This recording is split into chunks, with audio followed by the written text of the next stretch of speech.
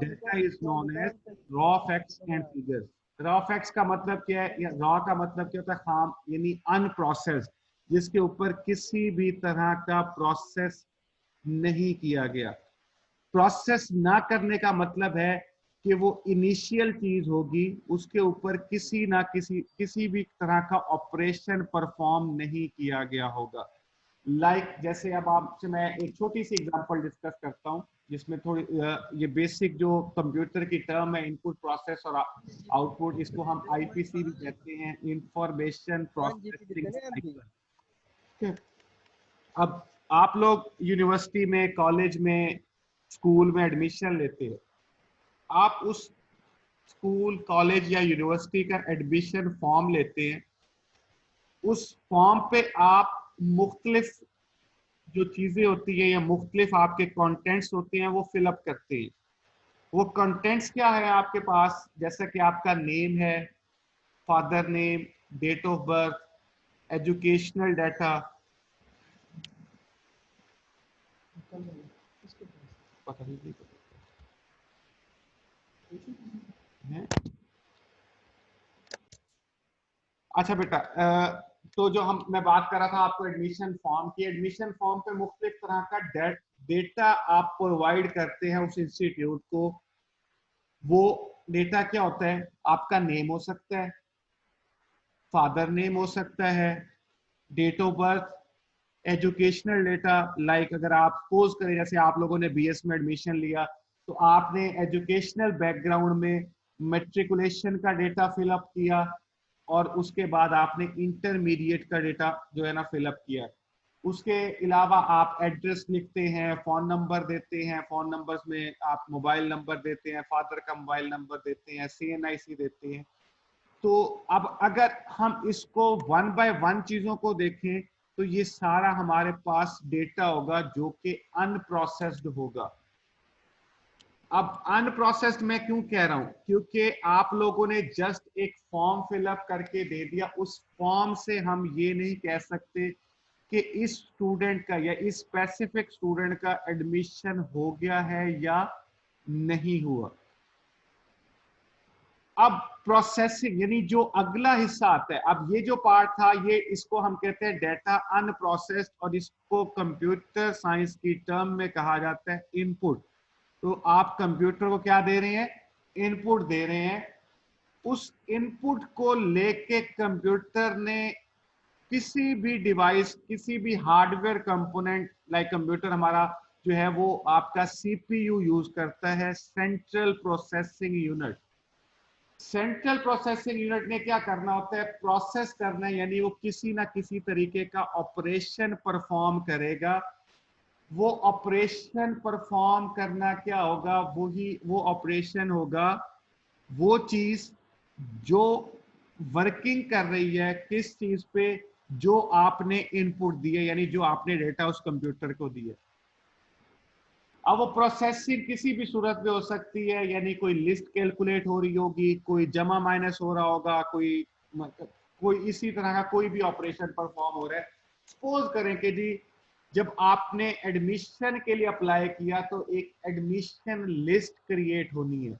अब admission list जो create होनी है, वो लिस्ट किस तरीके से क्रिएट होगी, वो आपके प्रोवाइडेड इनपुट यानी डेटा पे प्रोसेस होगा।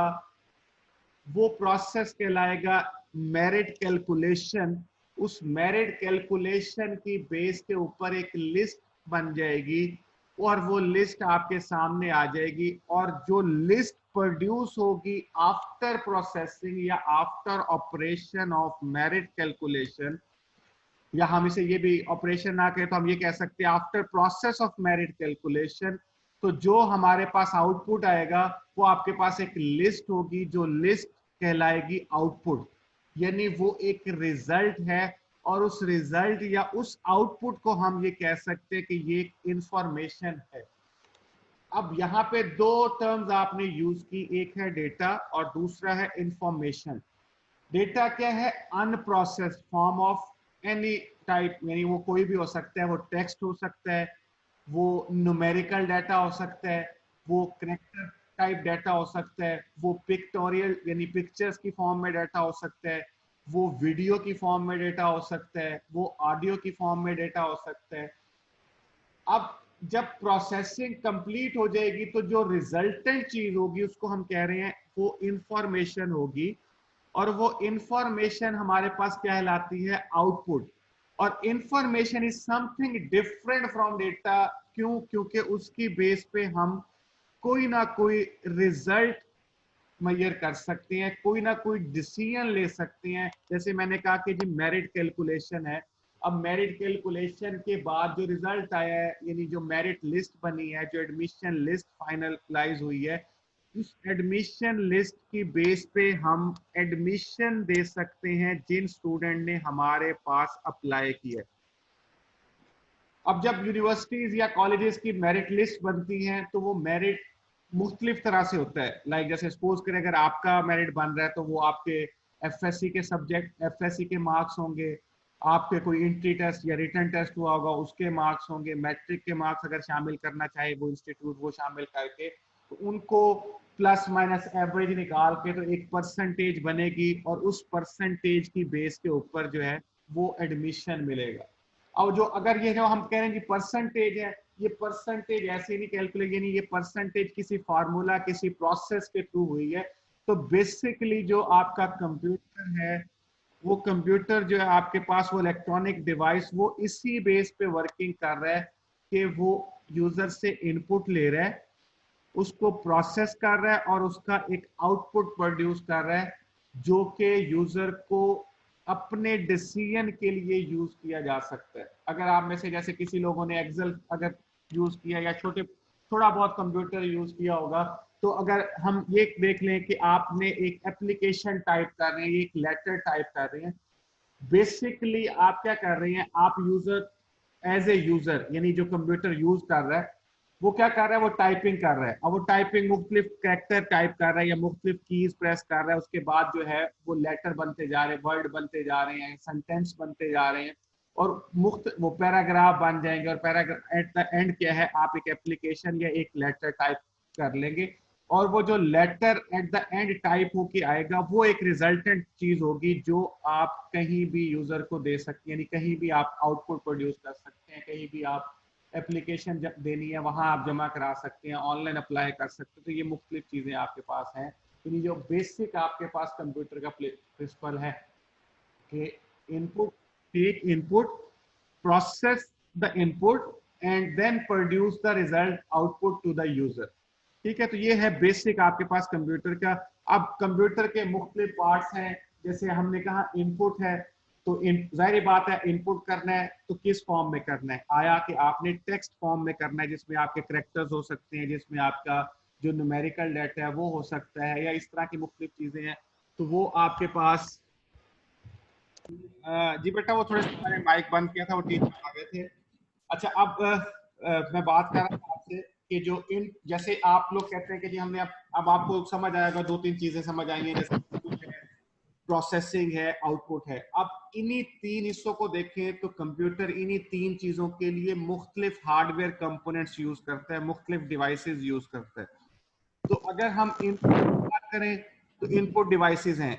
इनपुट डिवाइसेस में कौन सी आ सकती है, यानी जो यूजर जिस यूज करते हुए इनपुट देगा, लाइक कीबोर्ड है, माउस है आपके पास, माइक्रोफोन है, आपके वेबकैम या डिजिटल कैमराज हैं, आपका स्कैनर हो गया। तो ये ऐसी चीजें हैं जिससे आप कंप्यूटर को इनपुट कर रहे हैं या किसी फॉर्म में डेटा दे रहे हैं।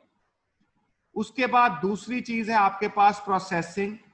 तो कंप्यूटर प्रोसेसिंग के लिए एक हार्डवेयर कंपोनेंट यूज करता है जिसका नाम है CPU, central processing unit. Central processing unit दो हिस्सों में तकसीम होता है, एक है सीयू यानी कंट्रोल यूनिट, और दूसरा है ALU, arithmetic and logic unit. अब जो अरिथमेटिक एंड लॉजिक यूनिट है, तो जितना भी आपका मैथमेटिकल और आपके पास लॉजिकल यानी कोई ऑपरेशनल काम है वो सारा वो यूनिट परफॉर्म करता है।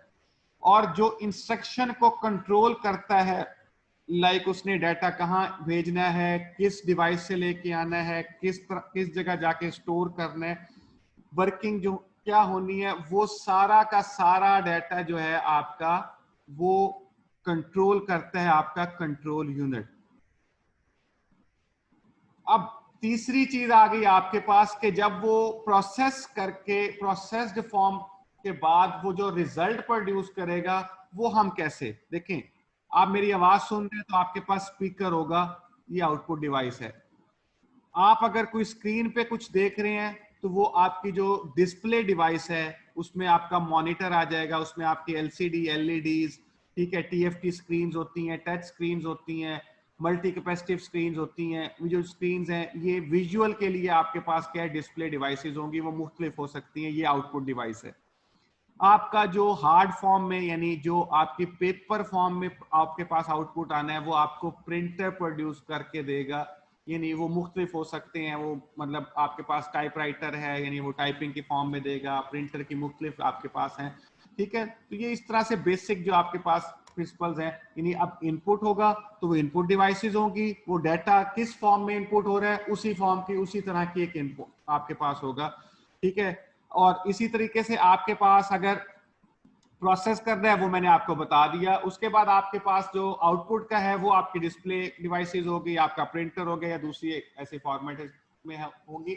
उसके बाद एक और आपके पास कंपोनेंट है कंप्यूटर का जिसे हम स्टोरेज कंपोनेंट कहते हैं, स्टोरेज डिवाइसेस, जिसमें आपके पास हार्ड डिस्क आ जाएगी, जिसमें आपके पास फ्लॉपी डिस्क आ जाएंगी, जिसमें आपके पास फ्लैश ड्राइव जैसे यूएसबीज हैं, ठीक है जी, जिसमें आपके पास आपका जो सीडी है वो आ जाएंगी, डीवीडीज आ जाएंगी, ठीक है जी। उसके बाद आपके पास कंप्यूटर के कंपोनेंट में मेमोरी आपके पास आती है, जिसमें आपके पास जिसे आप कहते हैं रैम या रोम, बेसिकली सब ज्यादातर आप लोगों ने रैम सुना होगा। तो ये कुछ कंपोनेंट्स हैं कंप्यूटर के। तो ये बेसिकली आप लोग इस कर